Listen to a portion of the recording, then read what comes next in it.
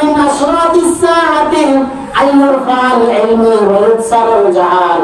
বিশ্বনবী সাল্লাল্লাহু আলাইহি ওয়াসাল্লাম বললেন, কিয়ামতের একটি আলামত হলো কিয়ামতের আগে ইসলামিক জ্ঞান উঠে যাবে। কিয়ামতের আগে ইসলামিক জ্ঞান উঠে যাওয়ার পর মূর্খতা বেড়ে যাবে। কিয়ামতের আগে দেখা যাবে ইসলামিক জ্ঞান থাকবে না, দিন দিন ইসলাম আমাদের কাছ থেকে উঠে যাবে। আবার নবীজি অন্য হাদিসে বললেন, ইন্নাল্লাহা লা ইয়াকবিদুল ইলমা ইনতিযাআন ইয়ানতাবিউহু মিনাল ইবাদ। বিশ্বনবী সাল্লাল্লাহু আলাইহি ওয়াসাল্লাম বললেন, নিশ্চয় আল্লাহ তাআলা তার বান্দাদের অন্তর থেকে জ্ঞান উঠাবেন না। আল্লাহ তাআলা তার বান্দাদের কলব থেকে জ্ঞান উঠিয়ে নেবেন না। ওয়ালাকিন ইয়াকবিদুল ইলমা বিকবদিল উলামা। আল্লাহ তাআলা দুনিয়া থেকে আলেমদেরকে নিয়ে যাবেন, আর দুনিয়া থেকে যখন আলেমদের মৃত্যু হয়ে যাবে, আলেমদের মাধ্যমে দুনিয়া থেকে জ্ঞান উঠে যাবে।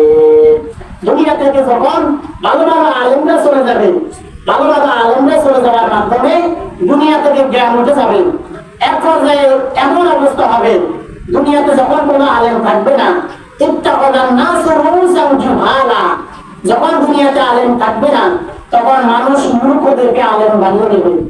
যখন এই সমাজে কোনো আলেম থাকবে না, তখন যে মানুষগুলো মূর্খ তারা নিজেকে আলেম দাবি করবে। তারা নিজেকে আলেম দাবি করার পর মানুষদেরকে তারা বিভিন্ন প্রশ্ন করবে।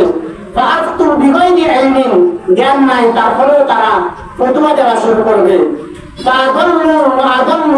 তারা নিজেরা পথভ্রষ্ট হবে এবং তারা মানুষদেরকে পথভ্রষ্ট করে ফেলবে। নাউজুবিল্লাহ। অর্থাৎ কিয়ামতের আগে যখন ইসলামিক জ্ঞান উঠে যাবে, আল্লাহ তাআলা যখন ভালো ভালো আলেমদেরকে পৃথিবী থেকে নিয়ে যাবেন, আলেমরা যখন পৃথিবী থেকে চলে যাবে, তখন যারা দুনিয়াতে মূর্খ তারা ফতোয়া দেওয়া শুরু করবে। মানুষ যখন ভালো মানুষদেরকে পাবে না, তখন যাদের কাছে ফতোয়ার জন্য যাবে, তারা ফতোয়া সম্পর্কে জ্ঞান রাখে না, তখন তারা উল্টা পাল্টা ফতোয়া দিবে। আর ফতোয়া দেওয়ার কারণে যাদেরকে ফতোয়া দিবে তারাও পথভ্রষ্ট হবে, এবং ফতোয়া দেওয়ার কারণে যারা আমল করবে তারাও পথভ্রষ্ট হবে। তাহলে কিয়ামতের 5 নম্বর আলামত হচ্ছে কিয়ামতের আগে ইসলামিক জ্ঞান উঠে যাবে। আল্লাহ তাআলা ইসলাম এই দেশ থেকে এমনি উঠাবেন না, ভালো ভালো আলেমদেরকে নিয়ে যাবেন। গত 1-2 বছরের ভিতরে কত ভালো ভালো আলেমদেরকে নিয়ে গেলেন। যেমন আমাদের সকলে পরিচিত, যাকে আমরা কোরআনের ফাঁকি বলতাম, আল্লামা দেওয়ান হোসেন সাইদি সাহেব, তিনি দুনিয়া থেকে চলে গেলেন। এখন তিনি কি আর দিন প্রচার করতে পারবেন?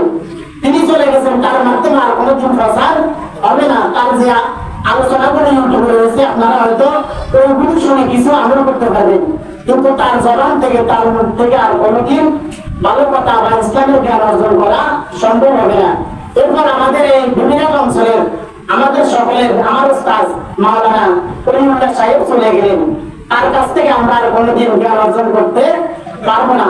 এর কিছুদিন আগে, অল্প কদিন আগে, লক্ষ্মীপুর জেলার ডক্টর লুৎফর রহমান, তিনি প্রায় 84 থেকে 85 বছর পর্যন্ত দ্বীনের দাওয়াত দিলেন। তার অনেক অবদান হয়েছে, কিন্তু তিনিও পৃথিবী থেকে চলে গেলেন।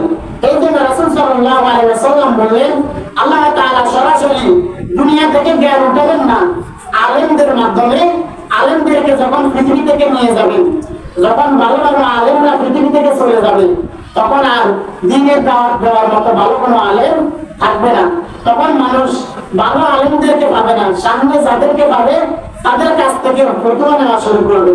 আর তারা কোনো ফতোয়া দেওয়ার মতো যোগ্যতা থাকবে না, তারা মুখে যা আসে তা বলবে। তারা ভুল ফতোয়া দেওয়ার কারণে যাদেরকে ফতোয়া দিবে তারাও পথভ্রষ্ট হবে, এবং ফতোয়া দেওয়ার কারণে যারা আমল করবে তারাও পথভ্রষ্ট হবে।